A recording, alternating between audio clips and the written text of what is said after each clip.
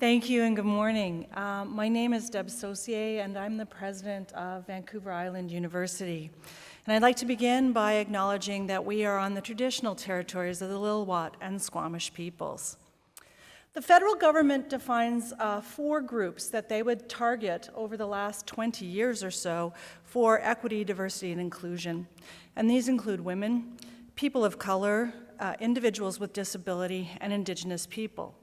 So I'm going to tell you right now, as a woman, Indigenous person, and a scientist, I check off a lot of HR boxes for you. So, as the president of a university then, because I exist, universities must be doing a great job. But really, how are we doing? Well, in the 2016 census, we found out that 41% of all Canadian women have a baccalaureate degree. And actually, for the first time ever, women get more than half of all PhDs in Canada. And that really is the table stakes to become me. You have to have a PhD to get a job in the academy, and then you go through the ranks, and away you go, and you become me. So we're obviously doing really well because we have an Indigenous woman president in front of you. Well, I'm going to tell you that at the entrance to academia, women are about 50-50 with men, but by the time you get to the highest level of academia, that is the full professor, that ratio is 3 to 1. There are 3 times as many men as there are women, full professors in Canada. There are about 11,500 full professors in Canada, and there are about 3,500 women. Now, to be a university president, you have to be a full professor. So let's say that the 3 to 1 ratio holds. So obviously there are then, of the 96 universities in Canada, there are obviously 32 women presidents because there's a 3 to 1 ratio.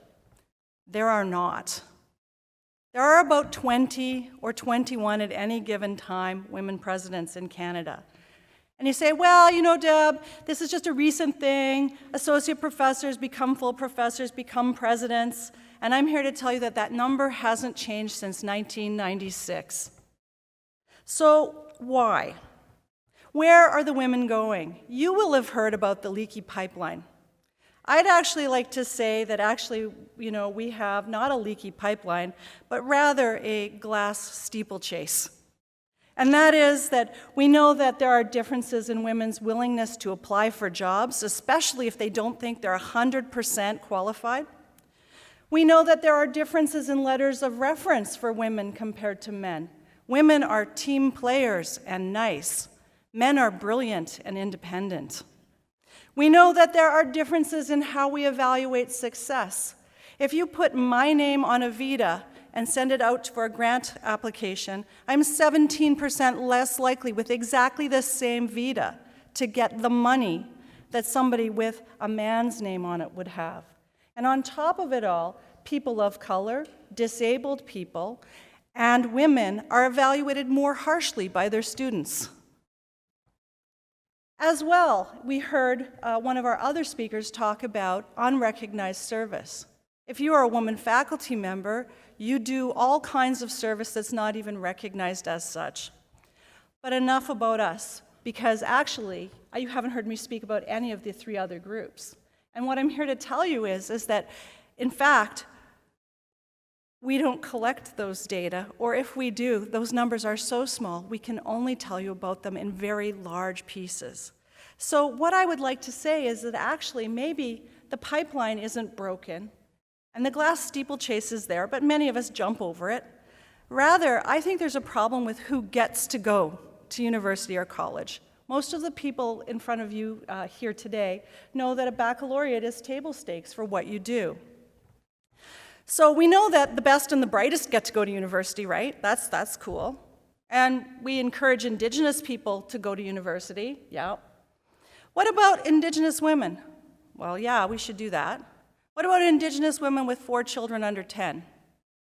What about an Indigenous woman with 4 children under 10 who is living with the legacy of residential school? What about the same woman who has an undiagnosed reading problem? What about the same woman who was diagnosed at birth with fetal alcohol syndrome? Many of us recognize that for many people in the middle, there is an issue with maybe finances, time, resources, etc. But for people with cognitive disabilities or other types of disabilities, university or post-secondary might be impossible. Even for those with physical disabilities, let me just tell you shortly that VIU, from its top to its bottom, because we're on a hill, has 409 stairs from the very top to the bottom. And I'll tell you, when I'm at the bottom, I'd like a funicular. 409 stairs is a lot of cardio. But that being said, that's a physical barrier to going to VIU. We know we have an aging society. We know that aging people are going to need different supports at universities than others. We know that we need to, as we move to full employment in Canada, include people who haven't been included in university before. And so I'd like to offer you a radical proposal. How about we democratize post-secondary? Change about how we think about who gets to go to university. And we can do that by changing delivery modes to remote locations, just-in-time programming, dual credit. I can tell you I'm tickled that VIU, with its dual credit programs, we have a number of students who graduate VIU before they finish high school. By focusing on barriers to inclusion, by changing our hiring practices, through unconscious bias training and the like, we can actually change who is on university campuses. And by developing programs like our WEST program, which is aimed at including people with all kinds of cognitive disabilities in university programming, partnering with our communities, we can change who gets to go to university and thereby change who you get to hire. Many of our people at VIU can demonstrate great success, and I'll tell you about that at break if you'd like. And I can go on and on and on, but I have 4 seconds. So how about I say this? Universities typically are defined by who they exclude, who doesn't get to go to them. I'm proud to say at VIU, we define ourselves by who we include. Thank you so very much.